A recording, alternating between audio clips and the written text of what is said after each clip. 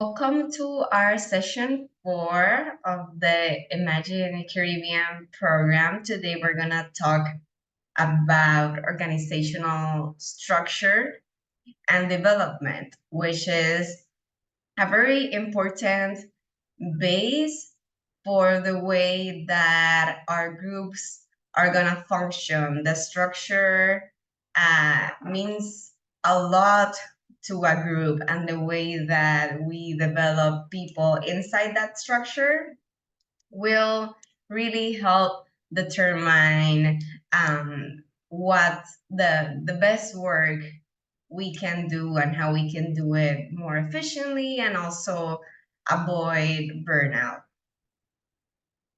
And before we dive into the conversation, I want us to reflect a little bit about a time where a team structure was useful or was not useful for your working style personally. For me, for example, I can model to start um, a time where a team structure was useful for me was at an organization where we worked in many different committees. So every committee was very clear on what their goals were, what the work they had to do was, and inside each committee we created our own meetings and our own deadlines and timeline and all that. And then we had monthly meetings where every committee lead would meet and we would share what we had done, and everyone would be updated and we would do calls for support to each other. So it was very clear on when we had to meet, who supported who, and what each committee had to do. And a time where a structure was not useful for me was a time where I was at a group where there was like the purpose was coral reef restoration, and it wasn't very clear who did what.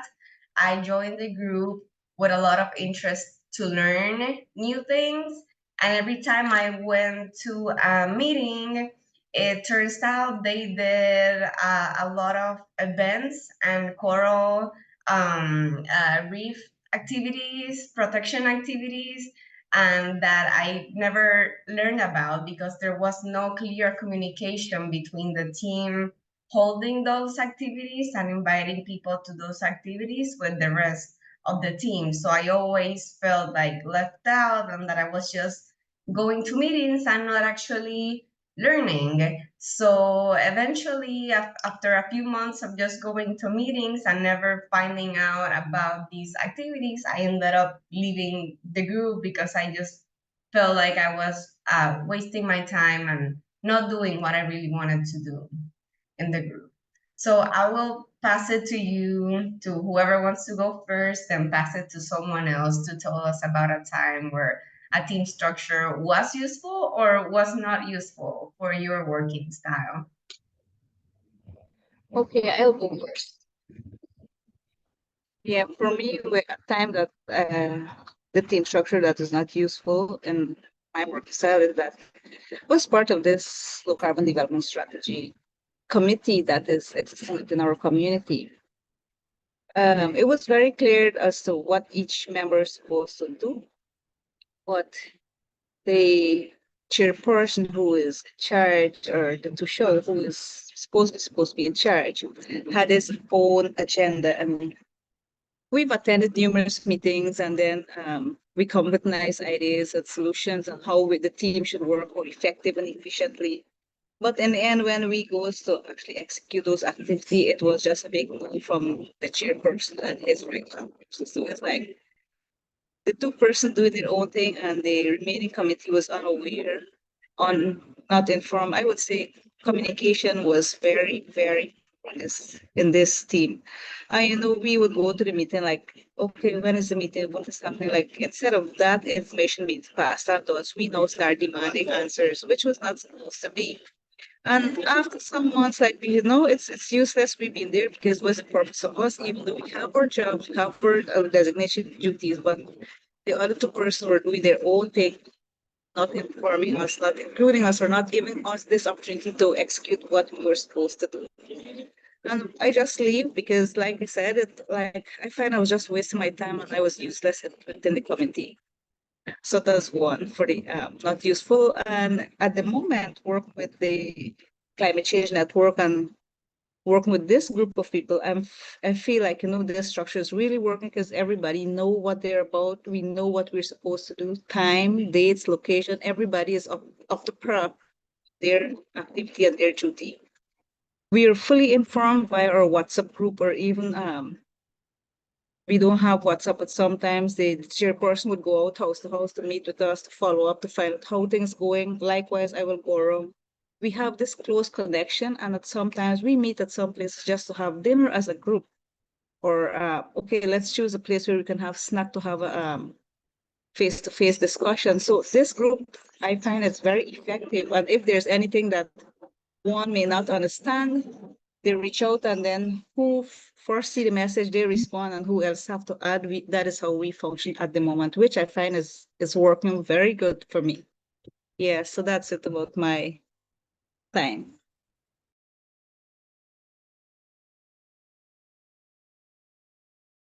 I can go Thank you next. for sharing.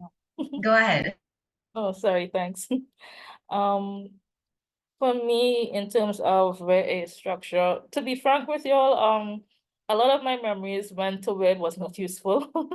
Um, and I saw that there was a consistent factor with one particularly. I joined a youth advocacy group a few years back, and they did have a level of consistency with the meetings, because it was subcommittees, so that I was in the group with I think it was mental health at the time. And so yeah, they would have had meetings each week and so forth.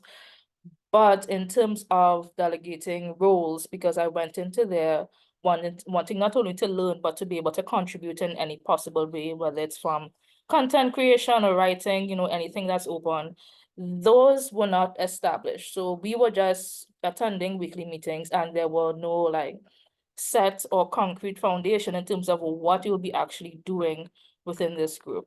And that led it to fall apart a few times, well, when activities or particular goals were to be achieved, because a lot of us weren't sure what we were doing. And then for those who would have tried to kind of like pull up the slack, such as myself, it felt as though we were doing it single-handedly, because the other persons either A, were not given that direct or were not able to choose, or something of the sort, what they would like to contribute towards. And there were no set agreements within the organization in terms of how each committee member would be adding to achieving the goals of the organization. So I as well, I think within 2 months I left, because it just was feeling so all over the place for me, and I didn't want to have to deal with the brunt of trying to pull on things that, should have been done collectively. So yeah, that's one that particularly came to mind in terms of did not work. So I guess I can pass it now to Katrina. Yes, thank you so much. That I actually, bad things is always a group project at school.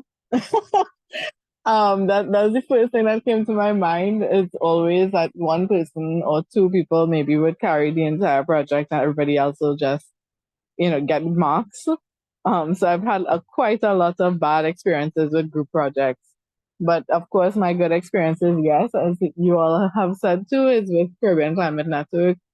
Um, I think that the structure works, and I think that when you have like-minded individuals who are all working towards common goals, with the same vigor, that's always good. So it's like you have to find the right people, the right energy, and the right commitment to be able to have a functioning group. Thanks. Thank you. Thank you so much, everyone, for sharing. And what I feel like I heard a lot is issues with communication and engagement that came out of a possible bad structure of a group. So structuring our group, we have to think about it like in these images, every person, every member, every single role is connected and works towards a purpose that is our long-term goals that we establish for our group, our long-term vision. And when we think about this structure and we visualize it, we should be able to draw it in a way where people can easily understand it and can easily have access to good channels of communication and collaboration within the structure. And different structures can be good or bad. It depends a lot on the type of work that you do, on your team's work style. But each of these has a lot of pros and cons, and some can be more easily to understand and more streamlined, like the image on the left, and some can be a little more complicated depending on your working style, like the image on the right. Um, so a clear structure is needed because it helps your group achieve its purpose and reach your goals. It helps bring the group together, give the participants a meaning and an identity inside the group. It helps supporters learn how and where to plug in exactly. They know, like, I have this specific skill I want to apply. They know who to go, what committee to go to, what person that leads that kind of work, how to talk to them, how to offer them support.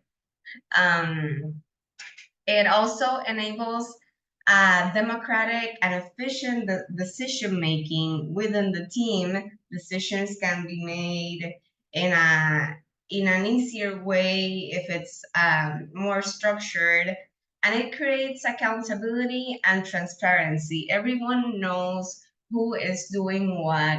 Nothing becomes a mystery, and also people feeling like their work matters because everyone is doing their part alongside them. It can be much more motivation that people feeling like they're working on their own, because even if they're not working on their own, even if other people are doing great work but the structure doesn't allow them to communicate, people will feel lonely and start feeling like they maybe shouldn't be part of the group.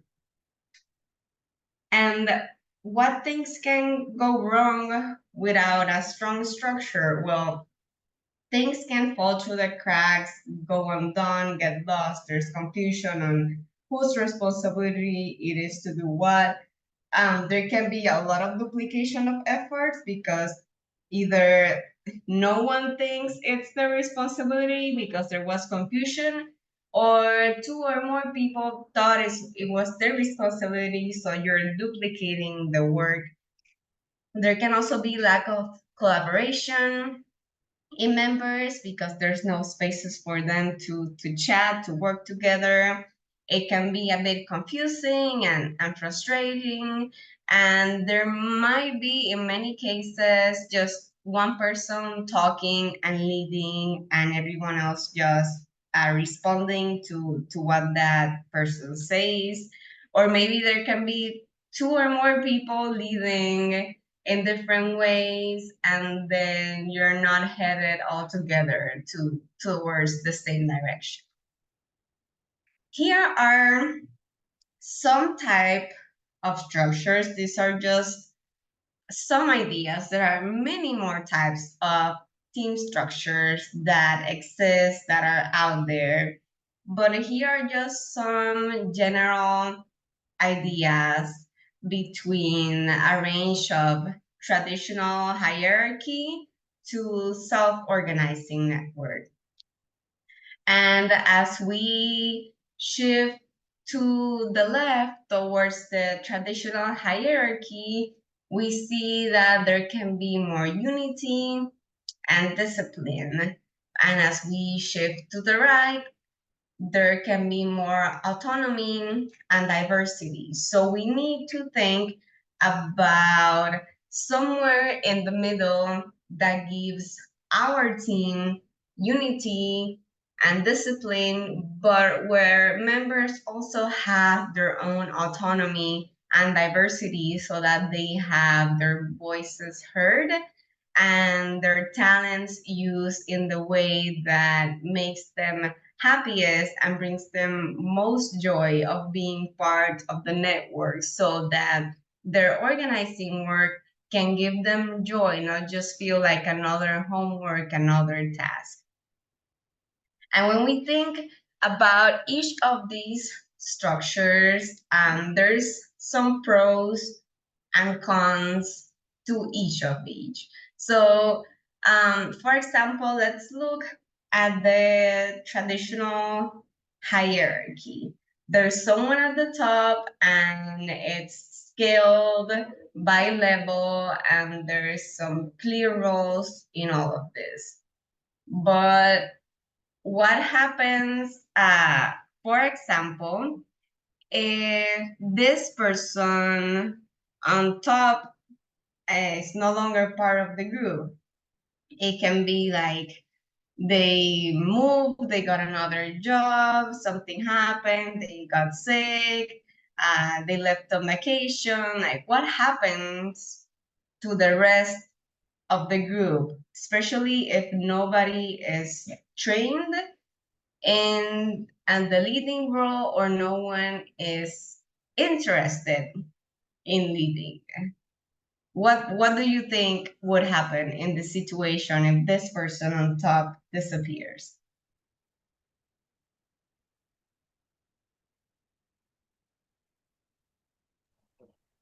For me, I think that based on his position at the individual position at the top, what information or what knowledge he has based on his organization, if everybody is not on the same level with him, there will be, I would say, malfunction in the organization because nobody, not everybody is fully aware of his roles there.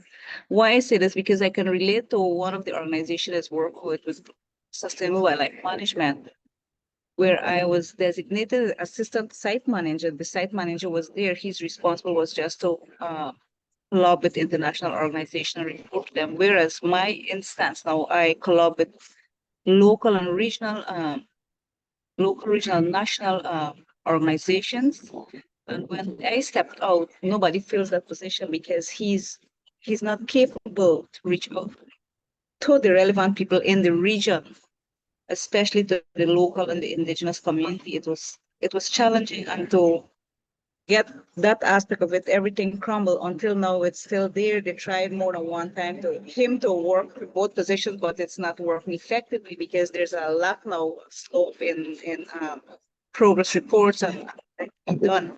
So likewise, once the one at the top is not there, there will be a scope for progress of work. Everything may flop in the end if nobody takes that position or understand what he's doing.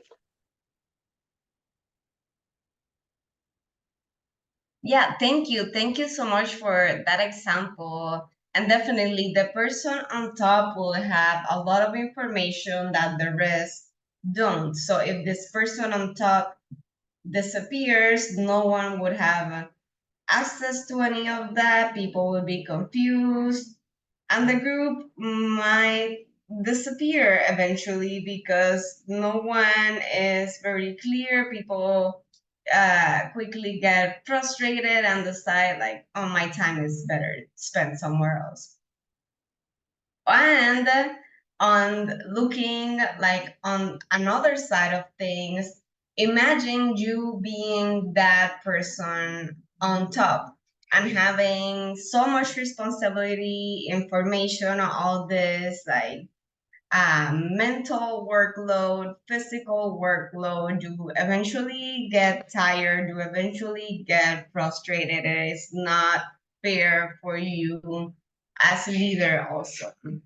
So even though this structure has a lot of discipline integrated, there's some cons related to it.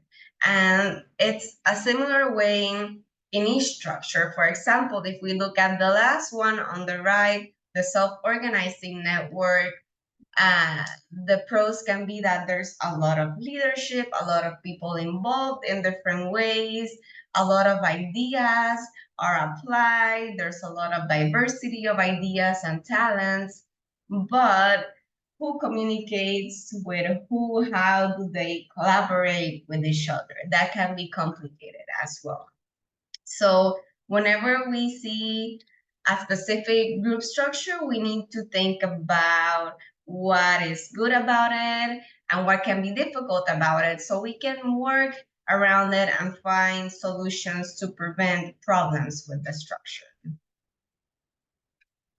And some good practices that we can apply in our team to develop a strong structure and to develop leaders inside that structure is, first of all, train people, always train people, offer workshops for each other on a regular basis. And it doesn't mean that you as a leader need to be offering the workshops, but people inside the team can share knowledge to each other. If someone is good managing money and they want to offer like a little workshop on how to like do some quick accounting for a group, then you can do that. If someone is very good at sitting at a table at an event and doing tabling and getting a lot of people to have good conversations at the table and sign your petition and all that, that can be a little training. And by training, I don't mean sit there for half a day talking about training. It can be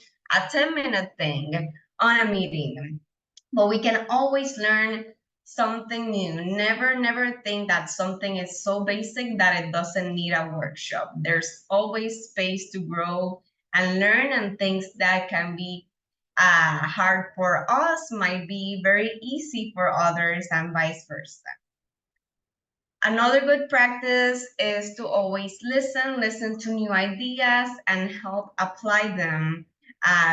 Always be flexible to bringing new stuff to the group. Give opportunities also. Do not overlook the motivation of your volunteers. If you see them with interest, create roles for them. And if that interest, it may be not directly related 100% to your group goal, but they are really into it, create a committee for them, give them space to develop that, to grow as leaders, and then when they are ready, they will be supporting your group in other ways, but always give them opportunities to grow as leaders. Also, integrate people, offer them information, and invite them to leadership meetings, help them feel welcome, help them feel like they're part of the decision making. It's also very important to offer space, let people practice their facilitating skills, their leading skills, their public speaking, anything that helps them grow, give them practice to do that. Also, take time to analyze how the team structure feels for you, feels for other members of the team, and think at least once a year, sit down and talk like what do the team like about the structure and what maybe is not working as you wish, so you can make some changes and see what spaces you have to grow. And last but not least, celebrate. Use dinners, lunches, parties, give people certificates, a little gift, anything that makes them feel like they are part of something, that they are appreciated, that they are a key part of our structure, that if if they disappear from our structure, our group will be affected because they are super important to our structure. It's always very important to celebrate as a group, and to help people feel and remember that they are a key part of our group, and that is super important to help us give people motivation so that they want to continue growing as leaders inside the group, and by consequence helping us establish a good team structure that lasts for a long term and that helps us reach our long-term goals.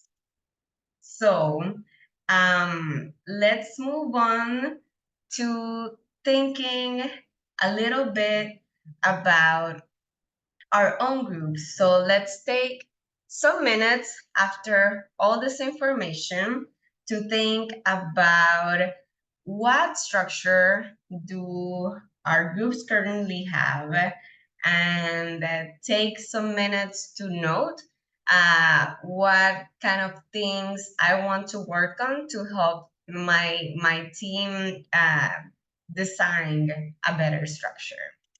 So